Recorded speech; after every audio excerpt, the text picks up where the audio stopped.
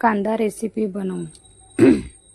Hello मित्रांनो, कशा आहात तुम्ही? मस्त असाल तर माझी रेसिपी आहे आज कांद्याची चटणी। तर कांद्याची चटणी ही दोन कांदे कापून टाकले आणि आता त्याला फ्राय करून हळद टाकू थोडीशी कांद्यामध्ये।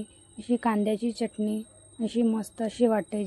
ज्या दिवशी भाजीचं नसेल तर आपण कांदे घरात तर आपल्या कांदे असतातच, तर